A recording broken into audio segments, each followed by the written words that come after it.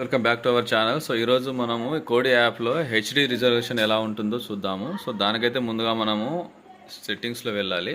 సెట్టింగ్స్లో వెళ్ళిన తర్వాత ఈ ఆప్షన్స్ ఉన్నాయి కదా ఫ్రెండ్స్, ఈ ఆప్షన్స్ అన్ని చూసుకున్న తర్వాత దీంట్లో మనకి సిస్టమ్ అనే యాప్ అనేది మనకు ఎంతవరకు హెచ్డి క్లారిటీ ఉంది, రిజల్యూషన్ ఎంతవరకు ఉంది, సో ఎంతవరకు మన టీవీ అనేది కూడా సపోర్ట్ చేస్తుంది అనేది కూడా దీంట్లో మనకు తెలుస్తుంది. సో నేనైతే MI 43 inches full HD TV అయితే వాడుతున్నాను. సో దీనికి ఏంటంటే 1080 వరకు అయితే సపోర్ట్ ఉంటుంది. 4K లాంటి వీడియోస్ అయితే ఇది సపోర్ట్ చేయదు.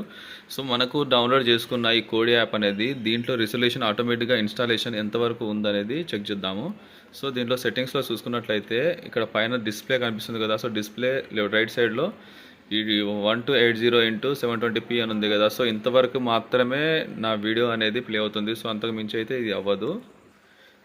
అంతేగాని మనం దీనికి ఇంకా పెంచుకొని ముందుకు వెళ్ళాలంటే మాత్రం పెంచుకోలేము. సో ఇక్కడ చూసారు కదా, ఇంతవరకు అదే ఇది ప్లే అవుతుంది మనకు.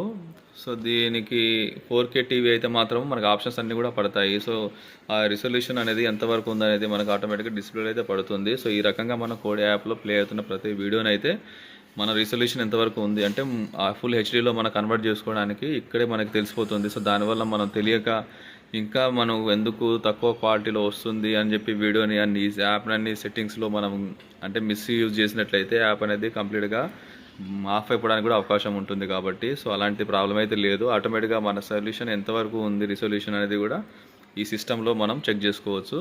సో ఈ రకంగా రిజల్యూషన్ ఎంతవరకు ఉందో చూసుకొని మనం ఫ్రీగా ప్లే చేసుకోవచ్చు.